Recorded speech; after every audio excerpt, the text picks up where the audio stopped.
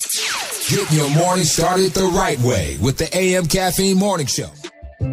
What up, what up? Your boy DOC. AM Caffeine Shows. DOC.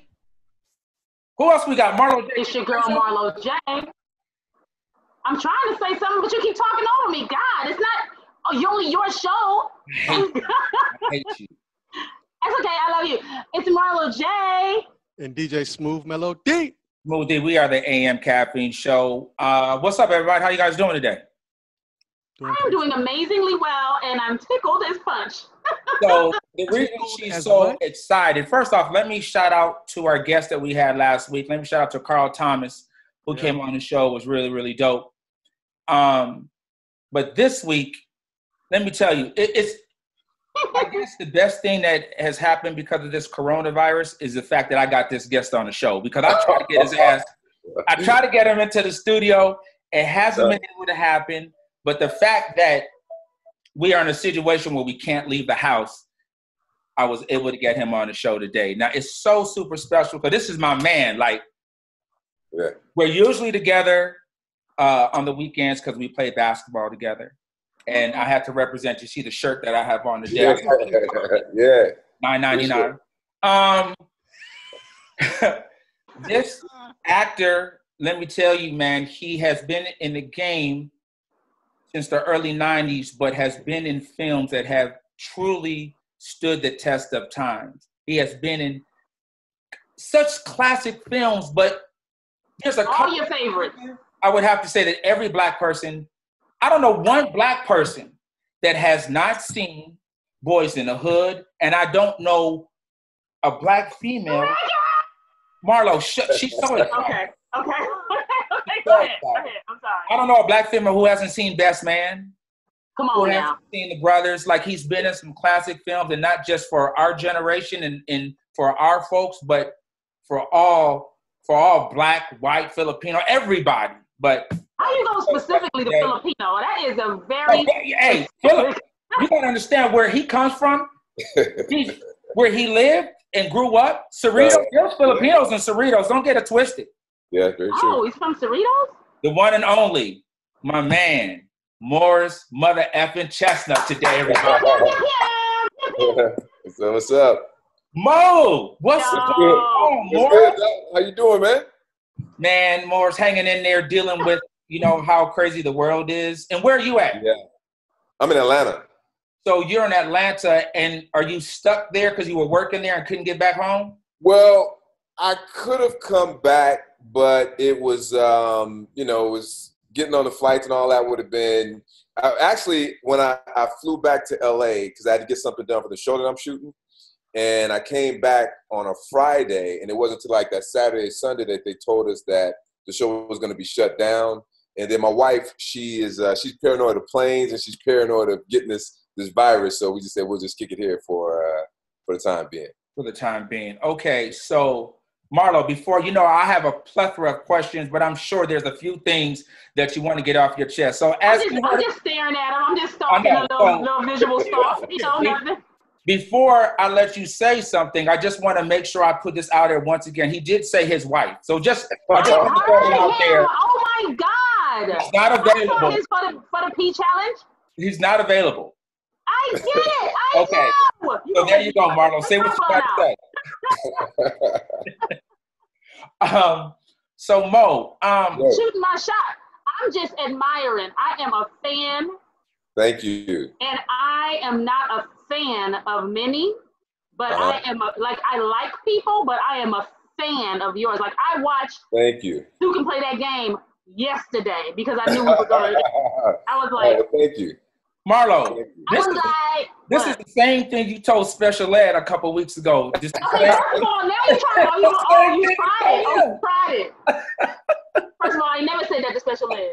You got Lee Ayres, sir. You got Lee Ayres disease. So Mo, man, I just want to go back. It's been since I think 91 that Boys in the Hood came out. Okay, wait, hold on one thing. Have you ever had braces? Because your teeth are perfect. Oh, no, thank you. No, I've never had braces. I mean, Marlon, go and he just grow perfect. It's just what he do, you know. That's just what happened. Okay, go ahead, Doc. 1991 Mo, Boys in the Hood came out, and 2020, and it's still as important and as relevant as it was when it was released. Did you at that time understand how important it would be throughout the years? Did you think it would be able to stand the test of time like it has? No, I did not. It was crazy, you know, because obviously I attribute that to the late John Singleton, you know, rest his soul. John at that time, he was a visionary. It was what was going on in South Central at the time. And it was just one of those things. When I first got the job, I was just happy to be on set. You know, it was Cuba. It was at the time Cuba. No one really knew who Cuba was. No one really knew who Fishburne was. I mean, you know, I think people knew who Ice Cube was, and because you know he obviously was a rapper. And I think we had Whitman Mayo, who was Grady from Sanford and Son on set. Yeah, so those like the main people that everybody knew, and so it was one of my first jobs. So I basically was just happy to be on set, just trying to learn from everybody, and then it hit. When did you realize? When did it hit you? Like, yo, this film is special. Like, how long was it after it was released? Was there a moment where you were like, damn, we did something incredible?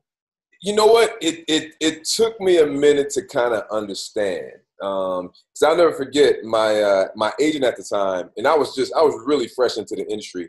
And my agent at the time, he's like, listen, he said, you know, the film's going to be, you know, the film won some type of special award or John won an award at the Cannes Film Festival.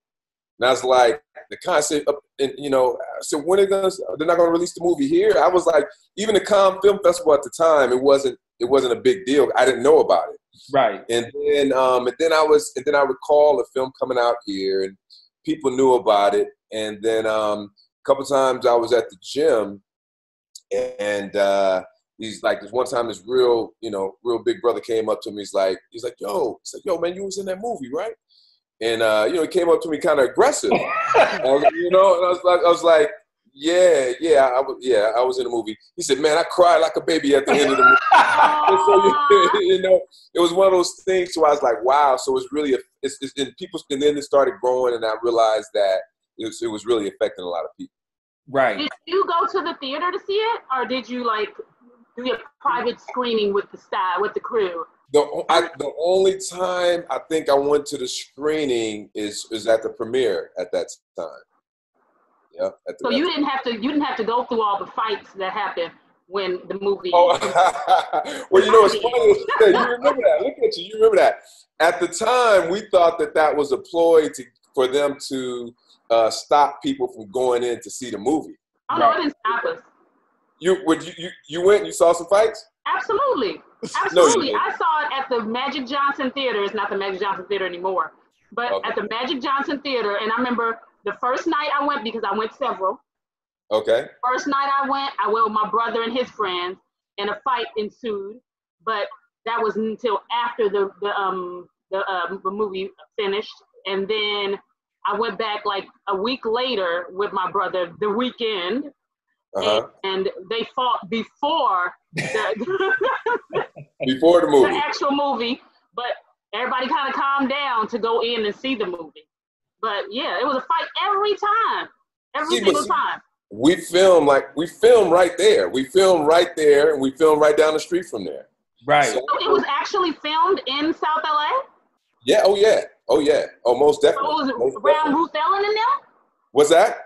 It was around like what, Ruth Ellen and Crenshaw and all them? Yeah, we were right there on Crenshaw. That was one of the things, because my agent calls me. He says, listen, you know, I went for the audition.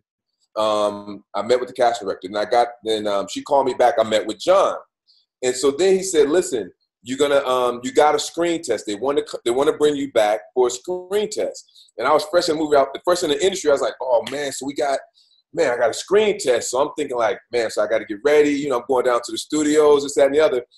And he was giving me the information. And when he was giving me the information, I realized that the screen test was going to be at the production office at Leimert Park.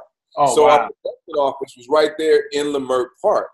As a matter of fact, it actually happened to be at the at Marla Gibbs acting studio. Right. Yeah. Yeah, in Leimert Park. And I actually studied there. So yeah, we shot in and around South Central. We didn't go anywhere else. Go ahead, Smooth.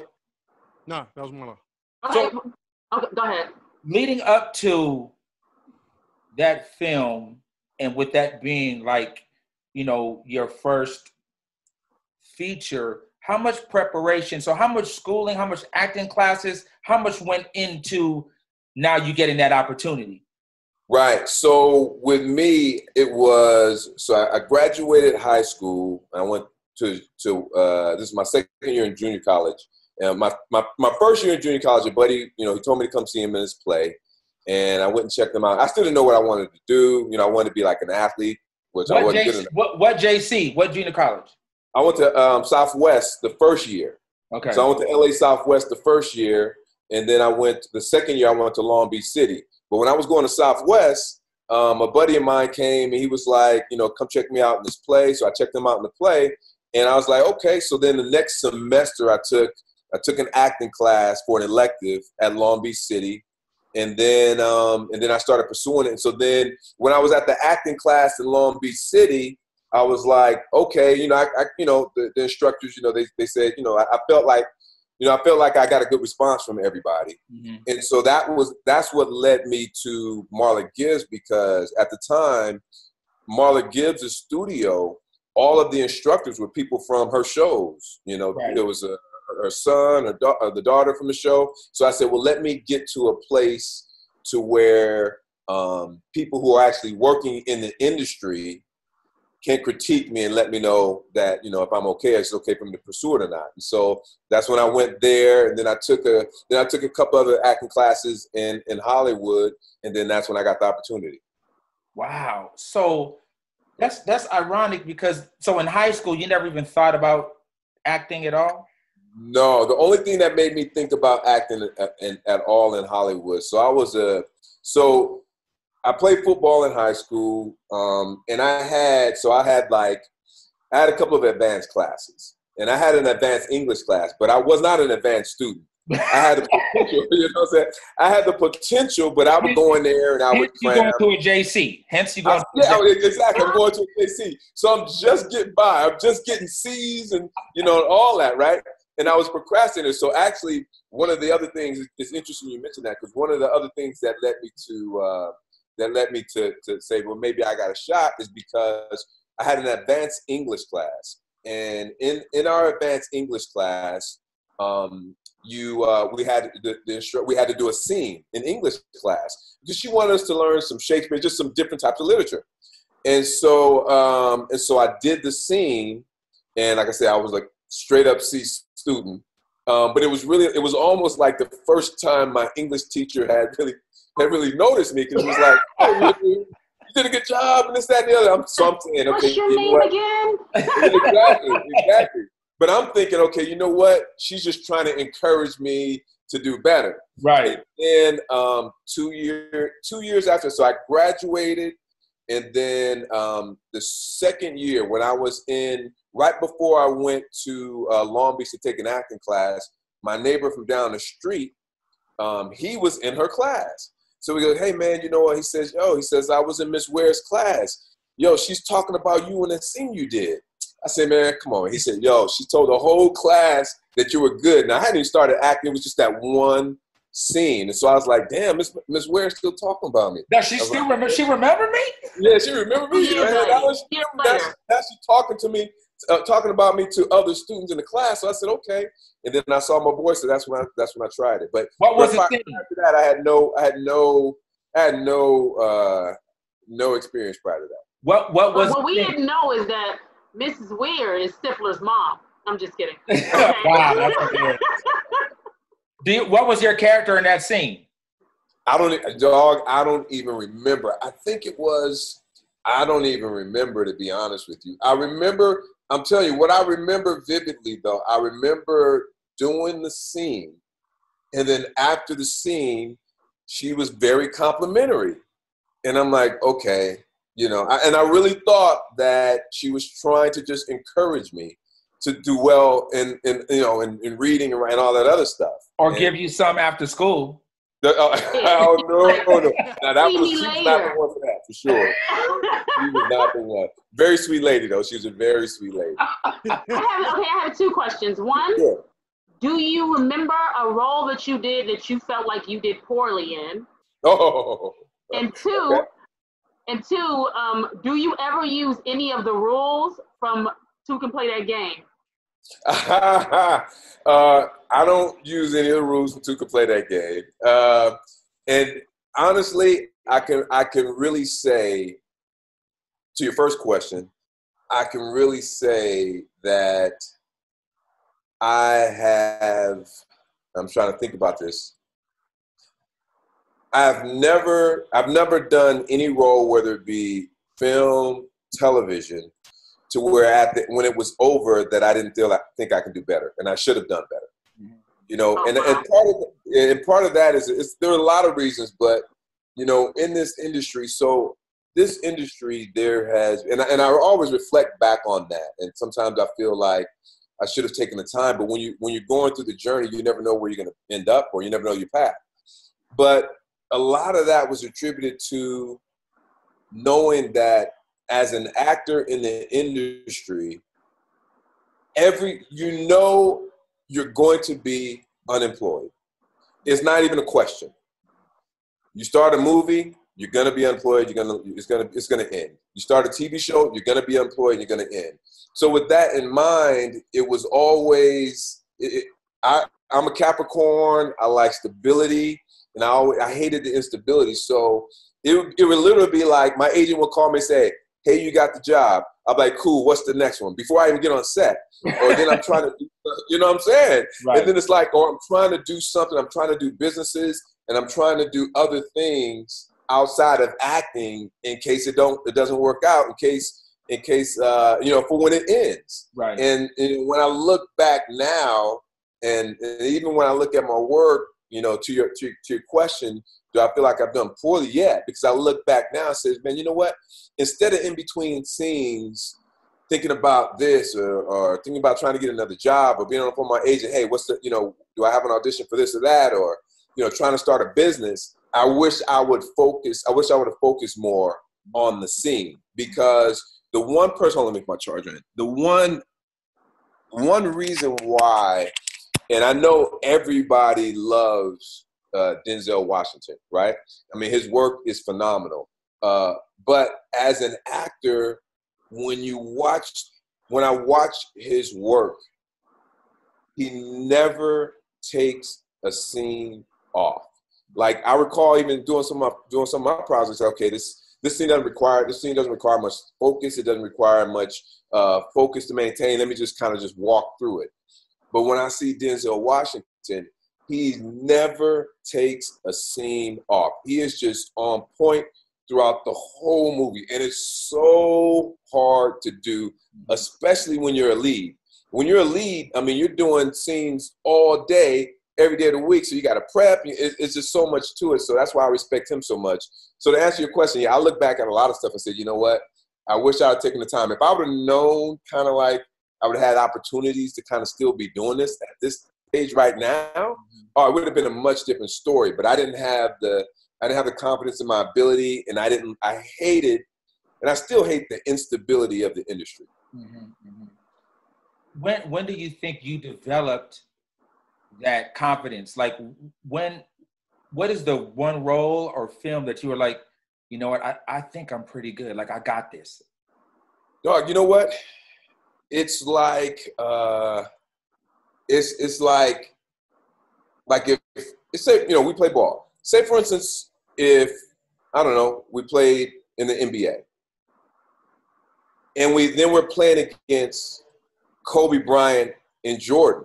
Like I don't see how any NBA player at this point in time can go home and rest when they see how good somebody like Jordan is, or LeBron, or somebody. So I've had the time that I've gained a lot of confidence I actually gained it through auditions because there was a time when, even when I did Boys in the Hood, I know what the hell I was doing. You know, I was just doing what they told me to do this, say that, and that was it. And so it came a time when, this is a real fact right here. So we did Boys in the Hood. I was fresh in the industry. I was really the only one who wasn't in the entertainment, like really deep into the entertainment industry at that time. Cuba had been in it for years. Cube was a rapper who was getting a lot of guy. He had a very strong agency. I didn't. Fish had been in the industry. Everybody had been in the industry for a long time. So we did Boys in the Hood, and back then, nobody really. If you did a film, you didn't do a TV show back then. You didn't do a commercial back then. It was like you were a film actor. That was like the top. And then, so I went from being in this huge film that everybody's talking about, to our director's nominated and all that, right into a sitcom. You know what I'm saying? And that was like the worst choice. But I didn't have any money. My agent didn't know how to guide my career. He didn't even tell me, listen, just chill, you know, focus on this. We're going to get you another movie. He just wanted a paycheck. And so there was a time when, and people don't even realize this because they just think I've worked consistently, but there was literally a time when I wasn't getting roles, and Cuba was great. Cuba was getting, you know, he's getting nominated. Angela and Fish were getting nominated. Everybody was doing things, and I wasn't booking. I wasn't booking any roles. I had opportunities, and people would beat me out, and I was like, you know what? This is not working. So I got back in another acting class, and then that's when that acting coach, we vibed, and he taught me some stuff that I would use in later films. Like, he taught me some it was funny when I got back in that class, and I learned something that I really had to use for The Best Man, and it was just eye opening. And then after that, when I would go on auditions, the auditions just started to change. I was always like, as soon as I'm getting to my car, my agent's calling me, hey, they want to bring you back, or hey, they want to book you. So that's kind of where I gained that type of confidence. But, you know, when you watch somebody like a Denzel Washington work, and you see his work, it's like, I never feel like I'm any good at all. There's so much more that can be done. And the thing about acting is, you know, you actually never stop learning. You never stop adding to the toolbox. You know, you're always, you know, actors, we convey our feelings, our emotions through experience. And the more experiences we gain, the more we add to the toolbox. So there's so much more. There's so much more. Marlo? You know I got a question. No. Okay, so say that your friend circle is the best man, right? My friend circle? Say your friend circle, your circle of friends are the best, the guys from The Best Man. When you say circle of friends, what do you mean? Like your friends. You don't have friends? You don't have guy friends? Oh, yeah, they're cool. Yeah. I know cool. Doc thinks he's your friend. We know it's not true. I'm just saying, your circle of friends. Saying that your circle of friends are the guys from The Best Man. Okay. Which one would you be? Okay, I'm not sure the question. Can you? I'm sorry. Which character best describes who you are in your friend circle? My friend circle? Yeah. Wow, that's a good question. I've never been asked that question, like, ever. That's a good question. I'm definitely not Terrence's character. I'm not Quentin. You're not a creep, okay. Yeah, I'm not. I would be closest. I would be closest to Lance for sure. Just in the ways that I would be closest to Lance out of all those characters, the character that I played. Okay. I would be closest to that. Not in the cheating, not in you know, taking and sleeping with my man, having my man sleep with my wife. You know what I'm saying? But yeah, I would be closest. I would be closest to Lance. How about that? Who would Doc be? Go ahead, Martin. You have something else? Who would not be in that group? Don't do that, Marlo. Ooh. He be here for now, huh? Candy. I don't know. I would kind of see Doc being close to Quentin. Terrence. Closer to anyone. So Mo, going back to your point where you said, this industry is full of not necessarily like disappointments, but also a lot of ups and downs.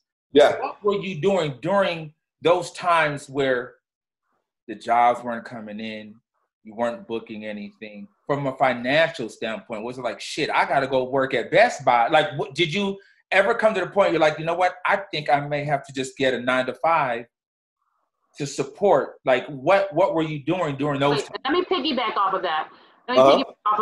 Also, like, what if there was a time where you were more famous than you were financially stable, how did you deal with that? Right. I can honestly tell you that in an actor's life, that's more often the time than not. Because people see you in a movie and they think, it's like you think of the 1%. Like every time you see, if someone drove by you right now and they came out and they said, yeah, you can say, who are you? You say, I play for the NBA, I play for the Lakers. You automatically think they may get a LeBron James contract. Oh, you got $30 million a year, you got 20. But there's cats on the bench, it's a lot of money, but for the NBA, they're making like $1 million a year. So that's the thing with acting. People think that just because they see you in a movie or a TV show that you have all this money. Now, it's very financially rewarding, and it's great financial opportunity. But even me on a TV show right now, I'm not making. I've never made Friends money to where they're getting like $1 million an episode. You know what I'm saying? But people hear that type of stuff. So I would say that happens more often than not. When you see an actor, he's not probably worth what people think that they're worth. Right. And to your question, Doc, I think, there were. So I can say that I was pretty fortunate to where whenever times kind of like, I'm like, because I'm always focused on the next other opportunities. Like even when I was starting out, so let me see, when I first started, so after Boys, so even after I did, when I was doing Out All Night, I had invested in a cleaning business. Wow. Didn't make any money doing it, lost my money with a lot of stuff. But I was always looking to do things like that. That mindset. That mindset.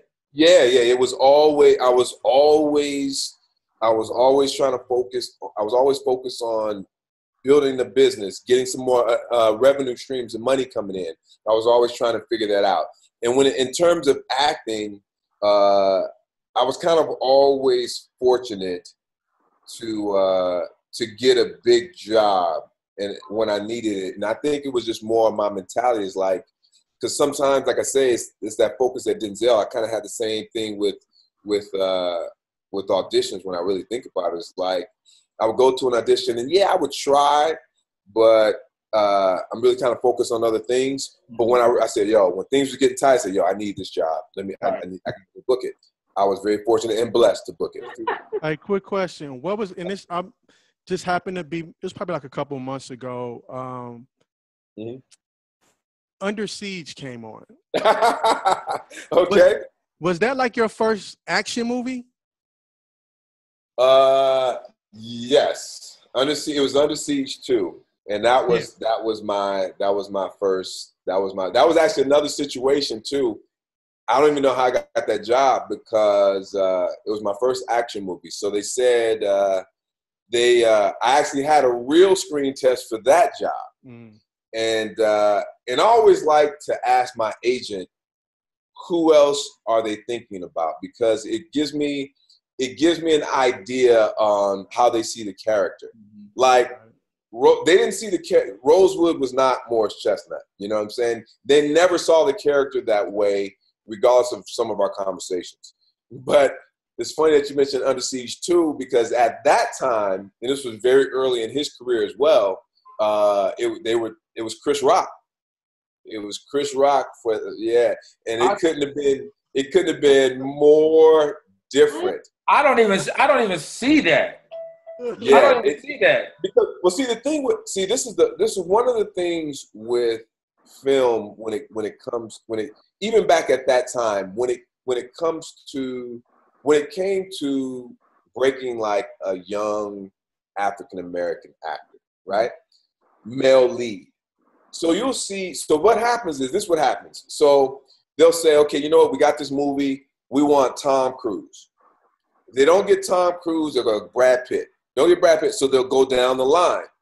And if they can't get any of those dudes, they'll break somebody, right? They'll say, okay, who's the next guy who did like a small part in the film? Let's put him in it and let's try to break him. With us, it was always, okay, will Will Smith do it? Will Wesley Snipes do it? Okay, then we'll go in another direction. Or it was like, okay, and that's for a lead. Or it was like, okay, if Will Smith won't do it and Wesley won't do it, who else is black that white people know? And that's true. And that was at the time to where that's why you saw a lot of rappers in movie. And I get that because their music, there are white kids in Idaho who would go see a movie because Tupac was in it. Back at that time, because Ice-T was in it. Back at the time, because Ice Cube was in it, because they all dancing to their music, doing their lyrics, every day. So I get it. But in terms of breaking a black male lead, that it basically only happened by mistake. Wow. What about Go ahead. One more story. I'm sorry, I got a lot of stories. One more story. So Cuba and I, so we just finished, and this is a perfect example.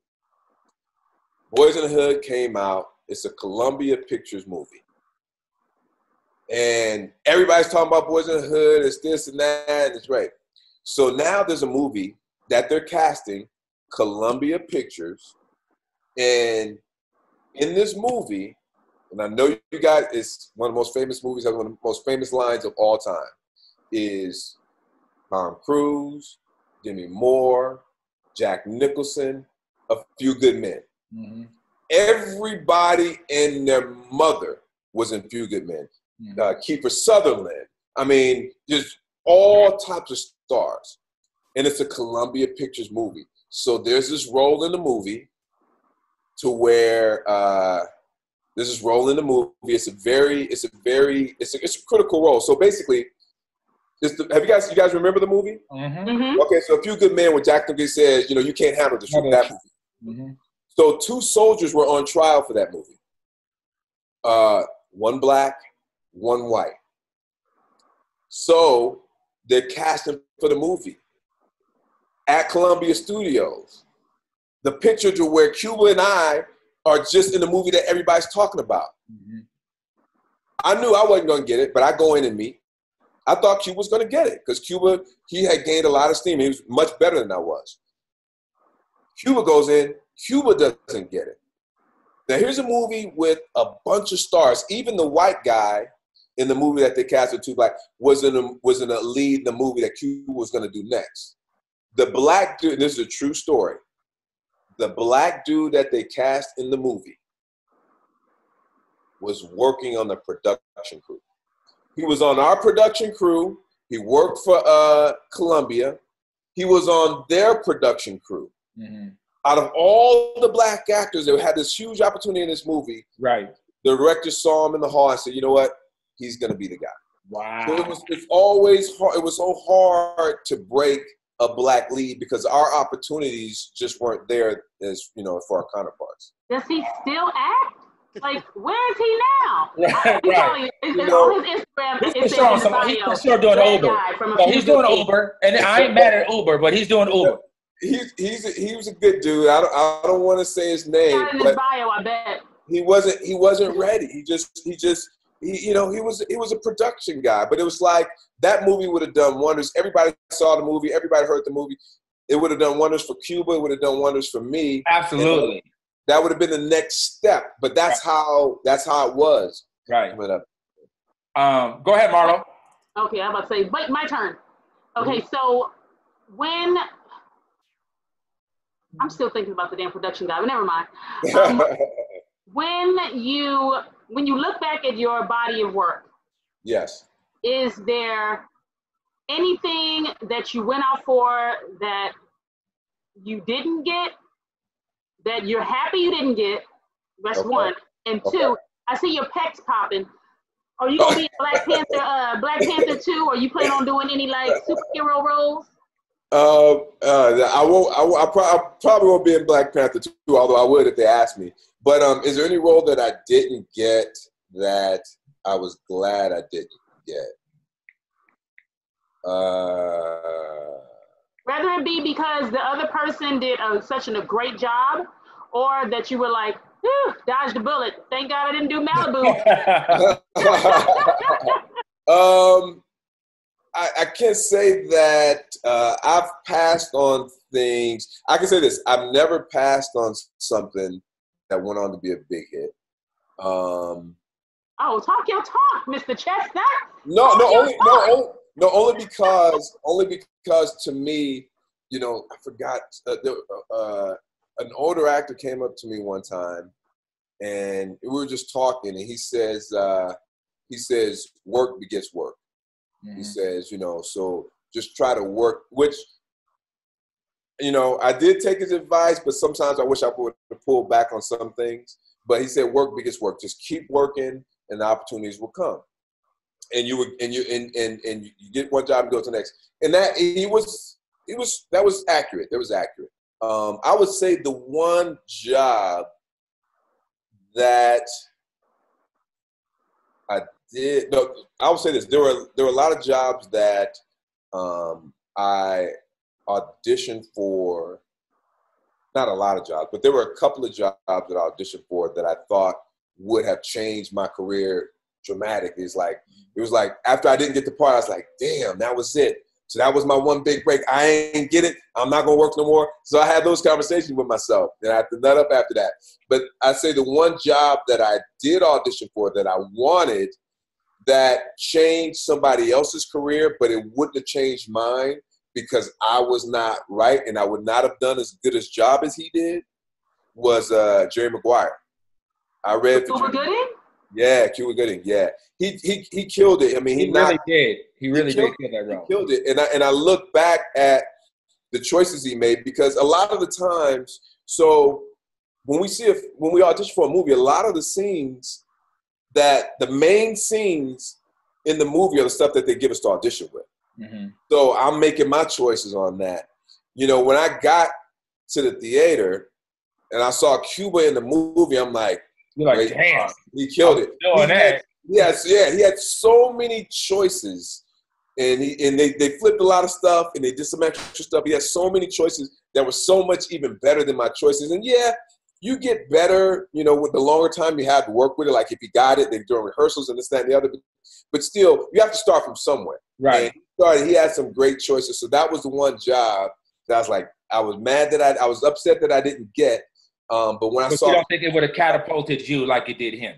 I don't think it would have. I'm almost certain, to be honest with you, and who knows, I'm almost certain it would not have.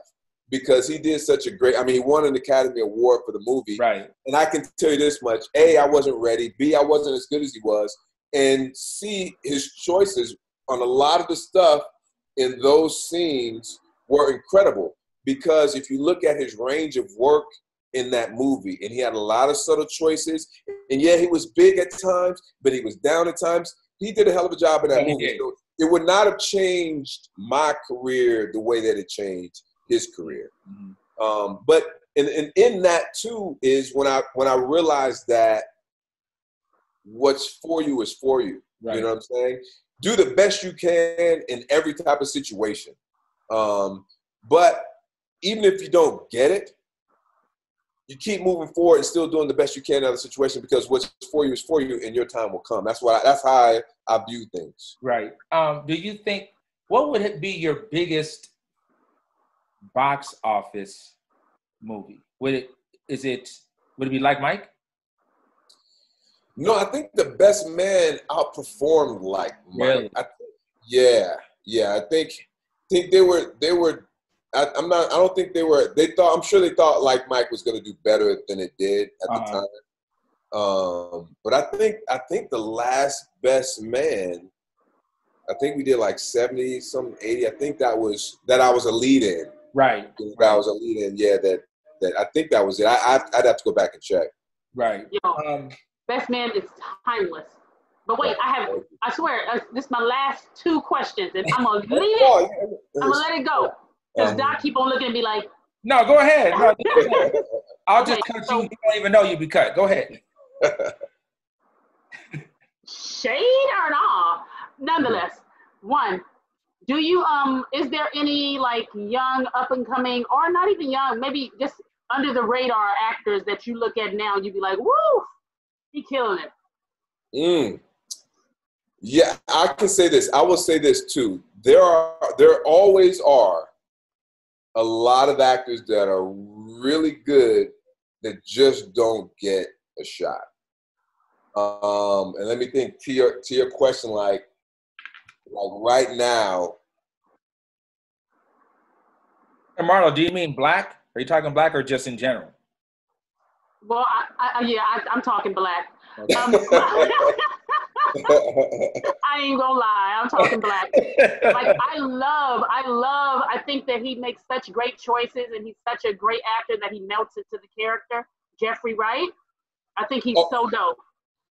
But that ain't young. Jeffrey Wright he's one of the greatest actors we have out there. Mm-hmm. I mean, he definitely is. He's someone. There's certain people that is, back to the basketball analogy. I'm sure that there are NBA players when they get out there and they see LeBron, and they see Kobe, and they saw Kobe, and they saw Jordan. They were like, "Wow, I mean, damn, he's doing that." And then they go in the gym, they do their work, and like, damn, it's like some things are just God given that you don't think you can ever attain. Jeffrey is on that level. Jeffrey is definitely on that level. And it's really when you really think about what goes into it on a set day in, day out, and you see these people and and you know what it requires to do. Jeffrey is definitely one of those cats, who's talented, who actually, I don't know what he's doing now, or if he's even trying to do it. Evan Ross, Diana Ross's son, is talented. Yeah, he's not bad. Mm-hmm. For young actors, and there's some, look, the Jeffrey Wrights, the Denzel Washingtons, because so you gotta look at it like this. People come up to me and say, who do you admire? Well, Denzel Washington. Denzel, he does the same thing in every movie. He does it. What people don't understand is that it's very hard, almost impossible. There's only like 2 right now to be a leading man with commercial success and critically acclaimed success.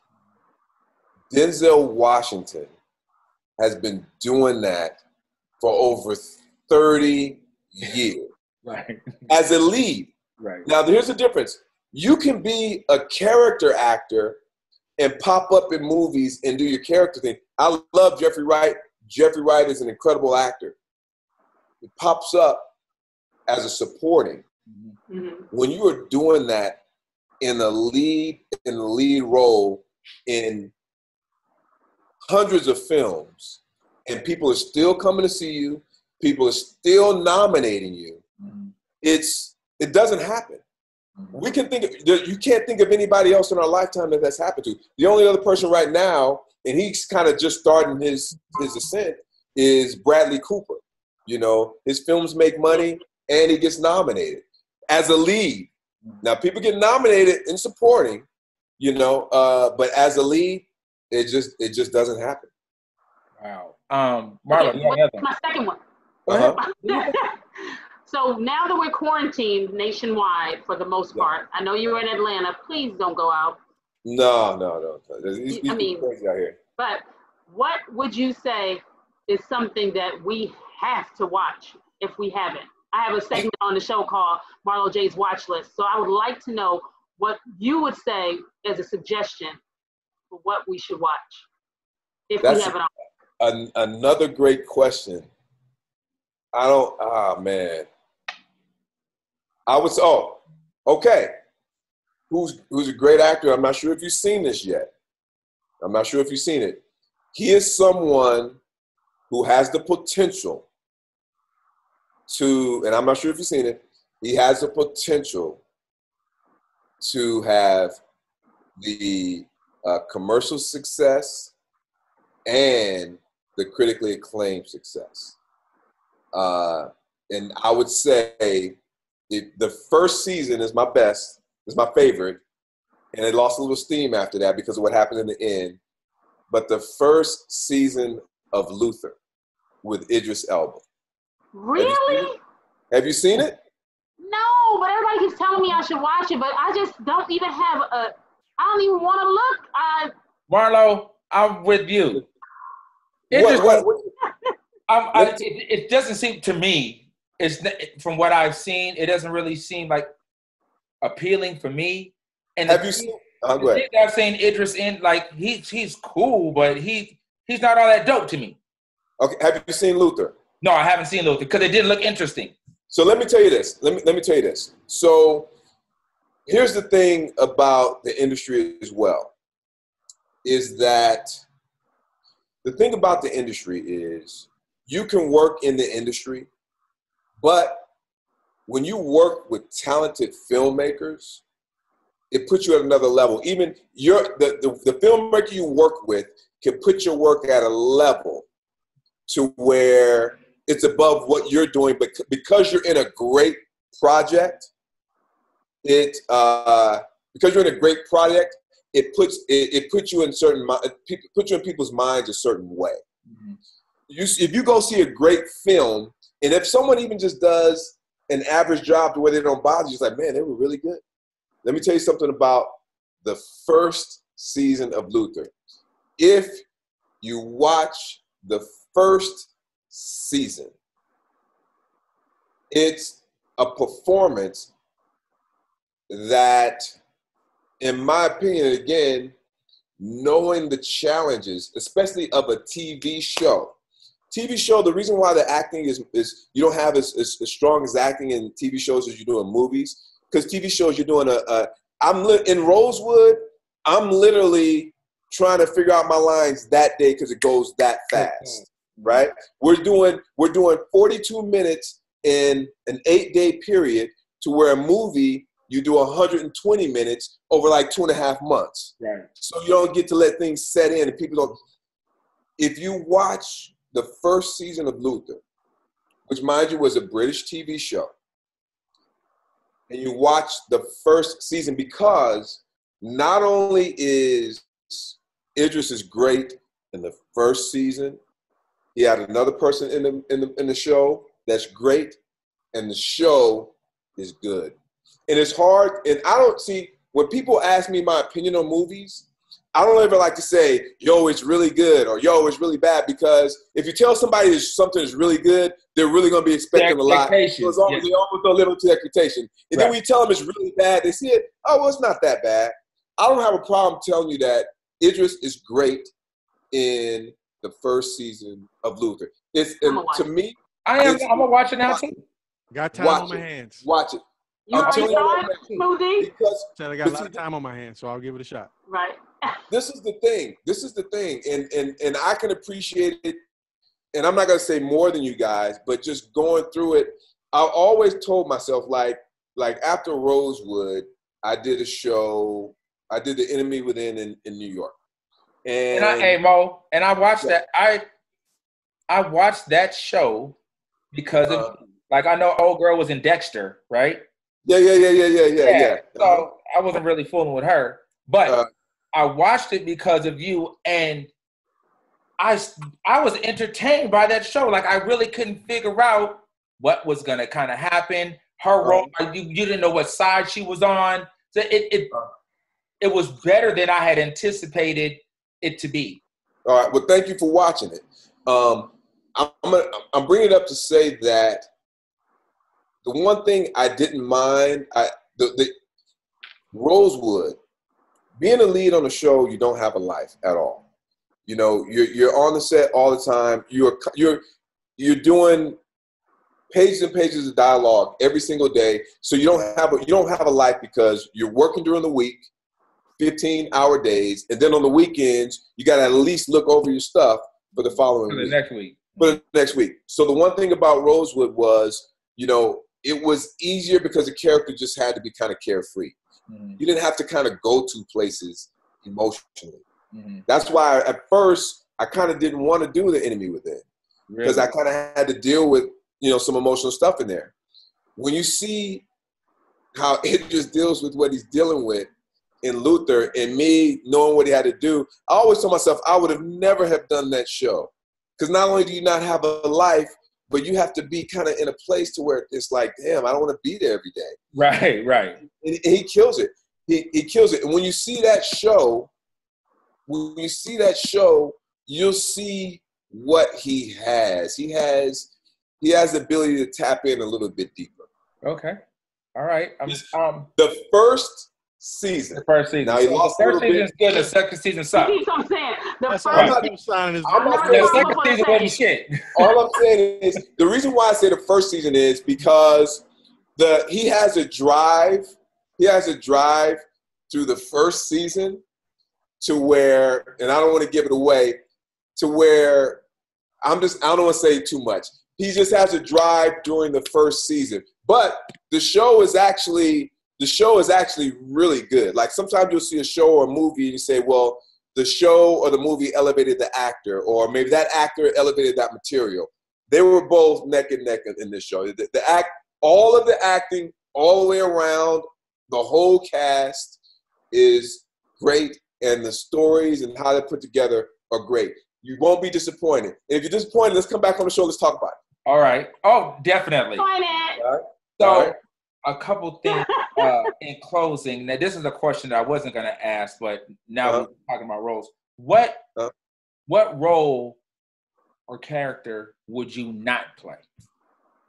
Would I not? Is there a role that you would not play, no matter the amount of money, the acclaim that it could possibly bring you? Like, you're like, there's no way I would ever play that character.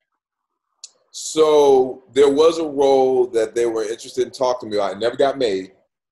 You know, when they have success in one with, you know, sometimes they have success with white people, they try to kind of duplicate it with black people. Mm-hmm. There was a role, there was a film after Brokeback Mountain. Whoa. That was out there. It was out there. And, you know, and at the time. Stone Mountain. What's that? Black Stone Mountain. Black Stone Mountain. Black Stone Mountain in Atlanta. Right down in Atlanta. Right down here in Atlanta. Yeah, and so they wanted to talk to me about one of the roles, and you just can't, because, you know, listen, I don't have anything against anybody. I respect everybody for the choices that they make. But the thing about film, and this was a film, you know, the reason why, so a couple of things. So the magnitude of films, if people go there and they'll see a film in the theater, you got the huge screen and you're just so captivated. And if the actor is good and you're really believing everything about them, their essence is that character, you see them. I mean, I walk down the street, like now I'm the resident, people think I'm an asshole. Some people think that I'm still good. You know what I'm saying? People think that you are the essence of your characters if they believe what you do. If you're doing it well, yeah. If you're doing it well. And yeah, so I still see you as the guy in Two Can Play That Game. You know what I'm saying? He's so sick with it. I'm gonna ask you some questions. How was exactly. it So people working? see it. So there was no way that, you know, there's no way that I just felt that it was career suicide for me to do something like that if I wanted to be a leading man in different types of roles because people would think a certain way. Right. And to your point in speaking. Wait, D was asking the question. D, you had a question? Yeah, just kind of piggybacking off of the type of roles, because they always say that role of the Joker is a deep role and takes people to a dark place. Have you been in any roles like that where because you were just kind of mentioning with Idris Elba, have you had those roles where it was pretty dark and deep? So I can tell you, so I haven't had a role that was dark and deep throughout. But so you got to think of it like this. So when you guys see, like when you see the very first Best Man, I'm on an altar crying, because, my dude slept, with my fiance. Now, you guys see it once. I'm up there crying all day. So, you know what I'm saying? So I have to go to a place. I literally, and this is a true story. I'm telling you, it was years when I would think about that movie, and because I had to do it for so long. You have to live in a place for so long. This is how I approached that day. I get up, because we all get in the van, and this was hard. So we all get in the van. I put my headphones in. I can't talk about, because the Best Man, everybody was so cool. Hey, what'd you do last night? And what we gonna do tonight? And everything's all fun. So I can't be there if I have to go to this place. So I put my headphones in. We go all in the van, get to work. Now I just got to go to my trailer, in the makeup trailer. That's another trailer where everybody's just talking about what's going on and let's have fun. I got to keep my headphones in. Stay in that place. When I go on set, have to be in the place, and you got to be in that place. So you can't say, or it depends on who you are and how you work, but how I work, I can't talk to Doc about, yo, we was messing with Chico on set, and all of a sudden they say action, and I got to start crying. Right. So I kind of got to be in that place with what I'm dealing with to bring that emotion for hours. For hours. That's how I work with it. And I'm telling you, there were times where I would just get chills. I was like, man, I just don't want to be like, I don't want to think about that. You know what I'm saying? So that's the challenge of, I didn't have like a dark place to go to. Like if you referenced the Joker, I've worked with Joaquin Phoenix. And, some people kind of maybe live in dark places. Mm-hmm. They kind of have a lot of shit. They kind of like never come out. Mm-hmm. Like we have fun. I'm always having fun on court doing that. I don't live in a dark place. Right. So it's not as easy for me as it may have been for Joaquin to stay there. So him staying there in that place that he stayed in the Joker, he did a great job, and he's a great, phenomenal actor. And he was a great actor, but that's kind of like his wheelhouse. Right. When right. he's not working. True. Right. That's kind of like his wheelhouse. For me to do something like that, even just for a day, even when we went back, when we were on the second one, it's just so draining because literally, true story. So on the second one, on the Best Man holiday, going same situation. Everybody's having fun, and I got to be at the grave site where she drops down the body, and then Malcolm comes up to me and says, "Okay, so this is what's going to happen. We're gonna, we're gonna do this. They're gonna disperse, and as soon as the thing starts dropping, that's when you hit it. That's when I need it. Okay, cool. Damn. So first, it's that technical, right? And so I'm in the place, and so here we go. Do it. Okay, they all start dispersing, and then it never drops. But I don't think so. There's multiple cameras, so I don't think that he knows that I see that it's never dropping. So it's like, cut. Morris, what happened? It's like, yo, what happened? I was like, yo, Malcolm, it never dropped. He's like, okay, who's gonna drop? Let's drop this thing. And so now you gotta reset and get back into that. And wait. And right. wait, and one last. So then there was a scene to where, and this is crazy too. So when I come back home after the game, and And I grab her in the bed and I love you, and we just start crying.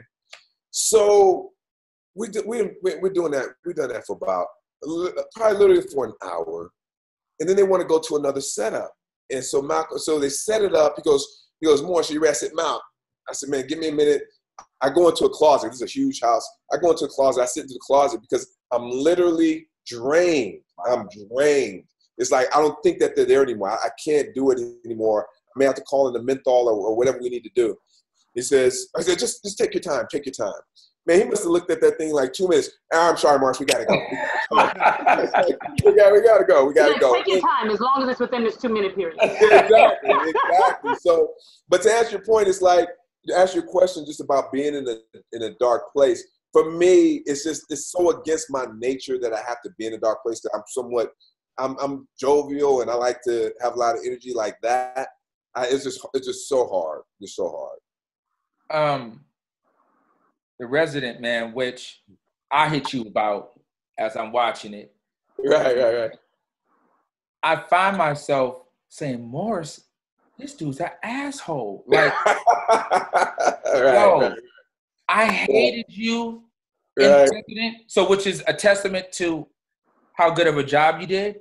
I hated you, but I liked you because of the character was so smart.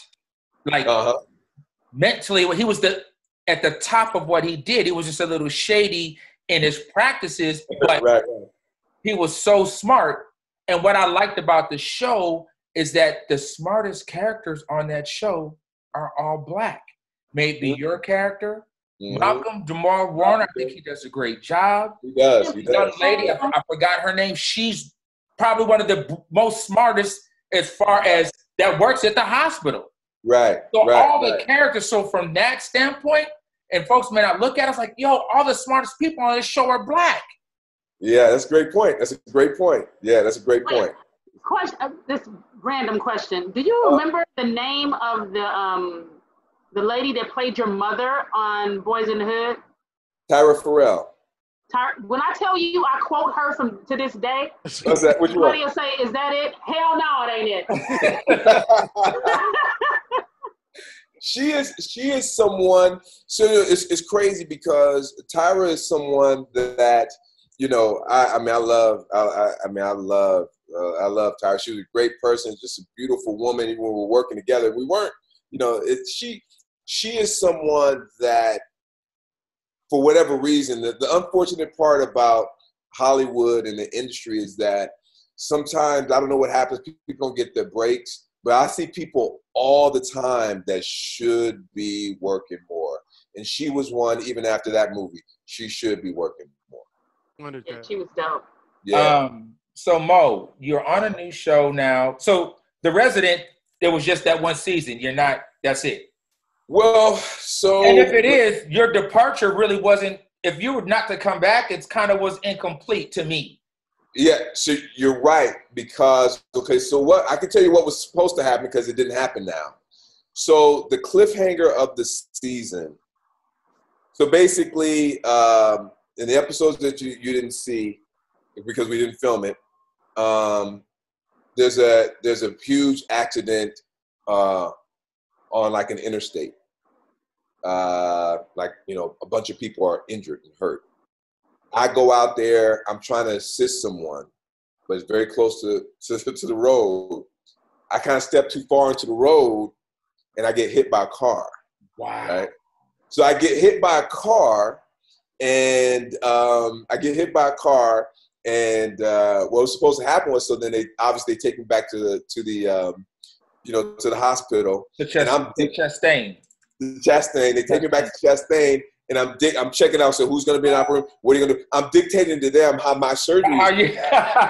Your character would do that. Yeah, exactly. And so, so I go into surgery, and then I get in a coma. Then I have to go to the same vet farm that I put everybody else in. So that would have been ill. It would have been dope, right? They should have did that. Y'all rewriting it? We're rewriting it right now. You're rewriting it right now? We're rewriting it right now. Well, we were going to do that, but what happened was we never got to finish because this COVID situation. Oh. We were 2 episodes away. So what they did was we finished one episode and we were in the middle of another one. Mm-hmm. That last final episode was a little disjointed because it kind of put 2 things together and some things just didn't make sense, right? Right. And that's why, because that was kind of like 2 episodes kind of smashed into one, and we had 2 more left to go that they had already written. Okay, so I ain't crazy because I was like, that ain't happening. No, you're right on. You're right on with it. You're right on with it. So you're on a new show now. Is it a show that you can speak on, or you got to kind of wait until? That's it. I'm waiting for The Resident. Oh, so you're in Atlanta now, waiting on The Resident. Well, so I'm in Atlanta because we weren't going to fly back, but who knows what's going to happen? But they're supposed to bring the show back. Okay, they want me to come back because everything I was only supposed to be on for 1 year. You're right. But the way everything ended, they're gonna have to try to figure something else out. Okay, because I got a lot of reactions with the character. Yo, I'm telling you, and Dr. Kane is a brilliant asshole. He, you just run it. It's like House. I haven't watched it. Sorry, That's all good. It's all good. It's all good. Like House. The House was an asshole as well. Yeah, but in a totally different way. Yeah. Totally different way. I'm gonna watch it. Like he's only about his money, and he will put on and damn near let people die just as long as his bottom line is met. That's correct, and that is, and to be honest with you, that is what people are so scared. One of the reasons why they hate the character is, they call me selfish, pompous, all that, is the fact that we all want to believe that when we go to a doctor's office, they have your best interest at heart. They have our best interest at heart. But my character is based on a real life doctor. Right. Really? Yes. He's based on this cat. And what happened to him? Dog, this dude is still practicing. He didn't get hit by a car on the freeway like you should have been? No, man. He's still practicing because he bills a lot of money for the hospitals. He's had so many lawsuits. He's gone from different hospitals, and they'll take him because it's all about the billing. So, like right now, obviously the hospitals and the medical industry is suffering because all these COVID patients are taking priority. They're not doing all these elective surgeries. Right. They're not doing all the elective surgeries that actually make money for the hospital. But yeah, the guy, my character is based off of a real life doctor who's billing. There's 3. 2 of them are kind of like in the same state, and they're killing it. I mean, literally. Literally. The character that my doctor is based off of, there was this woman, obviously she had to have brain surgery. He just had to do a minute surgery, but he did the same thing by doing a hugely invasive surgery to crack her skull, to go in there and do all that stuff. He didn't have to do that. Right. He actually did that. She sued him. She lost. It was a whole big mess, man. So yeah, that's why my character really exists. Well, yeah, you do a great job. So that just learns me there's some asshole in you somewhere. And it comes out on the basketball court every now and again. Every now and again, he lets it out. So Mo, real quick, let's talk about your other business that you have, that you work hard at. He's at the gym, literally on the phone, making deals, having to go to his other job that I don't think folks really know about. Right. Yeah, you talking about the car dealership? Yes, the car dealership. Yes. So thank you. I own the car dealership in Glendora. It's Glendora Hyundai, and obviously right now it's tough. It's tough because we literally had to lay off. We had to furlough some employees. So we had 49 employees before this started, and now I'm only down to like 4 of my main people.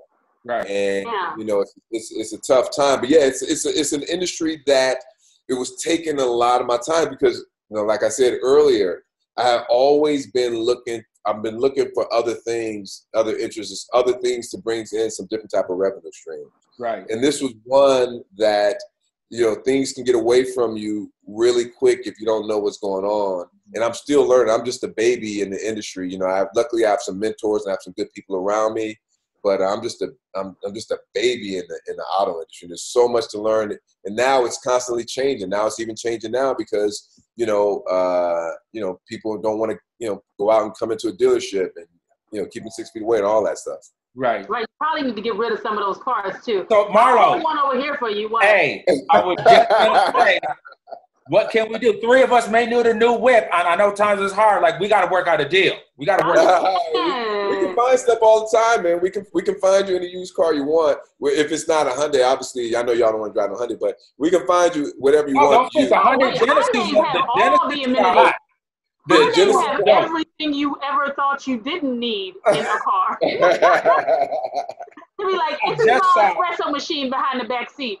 It's just like a bunch of stuff. I just saw the new Genesis. The new Genesis, the body style is dope. They have different colorways now. They're really nice. They're really nice cars. And our Palisade is dope too. But we can get any type of used car. We just can't get new other stuff. Is the idea now to open another one? I mean, I know with things happening now, you probably got to slow down a little bit, but it's funny, man. I actually got lucky because that was another thing too. Literally, so from October literally to January, February, I was working on getting a Ford dealership, and I was doing the same thing on set. I was literally on set. They would say, speed and all that. So I was telling them to hold on. I go do a scene, come back and get right back on the phone. But yeah, the idea was to get more dealerships. I'm not sure, how that's going to happen, because whenever there's a downturn in the economy now, I don't know how the industry is going to react. It's going to be interesting to see what happens. I mean, we have the highest number of people ever filed for unemployment. It's a global pandemic, which is affecting the global economy.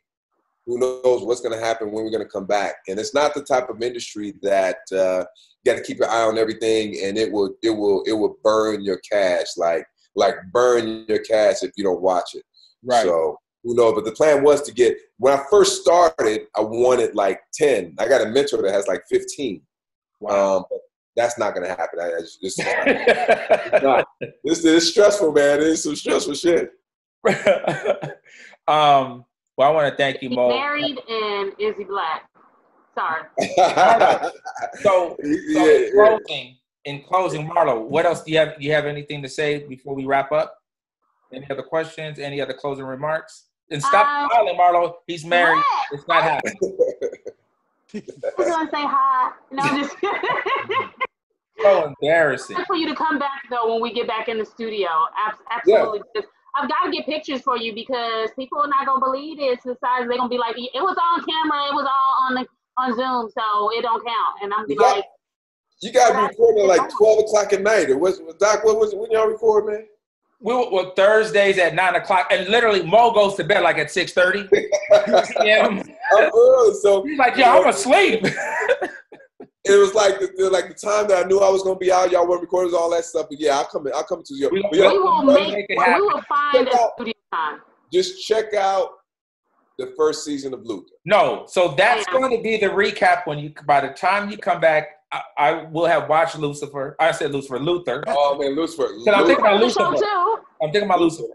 And Marlo J is every week she comes back with something new that she watched. That's like her thing. So I'm gonna watch it. She's gonna watch it, and then we'll wrap this up again. I'm telling you right now. And only season 1, because season 2 sucked. I'm not saying season 2 sucked. That's not what you said. No. What I'm saying about season 2, I'm saying season 2 is missing something that season 1 had. That's what I can say about that. Gotcha. But I can honestly say, I'm telling you, Idris is a dude who can have commercial success and critical success. I'm telling you right now, if Idris's next movie was with like and Antoine Fuqua. It's all about the directors, you know, in films and the projects. I'm telling you right now. And when you see Luther after the first season, you see what I'm talking about. He has it. He has it. Okay. I'm gonna be hitting you in a couple of days. One more thing. Hit me. Yeah, hit me. Wait, one more thing. Uh-huh. One more thing. What album? And I'm showing my age by saying album, but what album? LP. What LP track is you listening to? That you played on 33? No, I'm just kidding. What album can you listen to from beginning to end at any time, over and over again? Wow, that's a good question. See, I wish I would say this because I have. So as an actor, sometimes we have to keep some things to ourselves, and there's this music that I listen to when I need to be in a place, and there's a few artists, but man, there's two right now that I would tell you, but I would feel I'd be giving you too much. So I'll say, give it all to me. Give it all to you. Yeah, I'll just run out some artists that I can listen to all of the music all day. Anita Baker. Which album? The one right before Rapture. Is it Sweet That Love? I got? Is that the? No. Hold on, I'll look it up. So it's Anita Baker. Keith Sweat's album. Keith Sweat's first album. His first album. Yes, the one you do this to. The one you did this to. Yeah, exactly. Keith Sweat's first album. I'll say this. I say, and people, I can't even tell you. If I tell you guys this group, you're gonna say no, but 112 has an album that's really strong. No, their first is it their first one? First album? The first album got some bangers. The first one, their first album was good. I'm not. I've been giving a lot of information away, but they have a lot of songs on. Okay. They have a lot of songs on there that So 112, Anita. Anything in 2000 in the 2000s. Well, she said albums. I said albums. Oh, you said LPs. She said LPs. That's when they had those. They had those then. They had those. Man, you know what? I don't think that. Man, do we even? Oh, let me look at something real quick. Let me just look at my phone and see what I'm vibing to. And is there any reality TV that you watch? Only Shark Tank. I know you're probably not thinking about that, but I watch Shark Tank. Shark Tank is it's so ill. Shark Tank is so dope. Yeah, I think she was thinking about the other when it crushes people's dreams. They be like, what's that? That's no for me, dogs. Yeah, but that's that's real life. 9 times out of 10, your ideas are gonna get shitted on. Number one album of all time. I can listen to all that. Features this song right here. Oh, Jodeci. Yeah, let me tell you something. That's like one of my That's number My Lady. one. The album Forever My That's Lady, the first right? album. Banger. Yeah, that's the very first Jodeci album was like that album right there. The whole thing, dog. The whole thing. Agreed. What's that? Yeah, that's a good one. That is a good one. And that was back when, remember the soundtracks used to be dope? Yeah. I remember listening to Boys to Men. That's not Boys to Men. Boys in the Hood soundtrack. Boys in the Hood soundtrack was, that was dope. But if people don't really listen to albums anymore, I have songs that I like. Right. But I like albums. Yeah, but that Boys in the Hood soundtrack, was that was it. That was it. But yeah, I'm more like, I mean that's my vibe. It's like the Jodeci's, Anita, The Keith Sweats. Keith Sweat's like way back, but yeah. See, I knew you was still the same person from Two Can Play That Game. I knew it. It's funny though because it's like I remember like so when I was starting out acting, I would get a lot of energy from music. There were just songs that would just give me energy. There was, I used to listen to it like I ain't gonna tell you all that. Why? But there's just songs that the lyrics really resonate. Huh? I said, tell me, please. I'll tell you, the lyrics really resonate. There are a lot of Anita songs that the lyrics really resonate. That you just, I mean, that Anita album got me through my freshman year in college. That was it did, huh? That was definitely when you were being Robert Horry, played over and over and over again. And I actually went to college with someone that Mo knows. That's from Cerritos. I went to school with Derek Hines. And I knew. Oh yeah, that's right. Michael Rhodes, who's now Michael Rhodes, Henry Butler. All those guys from Cerritos went to Azusa Pacific University. Okay. Yeah. Is that a real university though? Azusa Pacific. Don't get it twisted. For sure. Okay, whatever. Sure. Yeah, that's definitely not a real college. All right, so we're going to wrap this up. AM Caffeine Show. Morris, anytime, dude. I really appreciate it. Anytime, man. Thank y'all for having me on. Thank y'all for having me on. I appreciate it. Check out the first season and be real, whatever. Just let me know. I'll be curious. You already know. Thanks, Mo. AM Caffeine. Thank you guys. Appreciate it. Have a good one. All right, have a good one. Yes.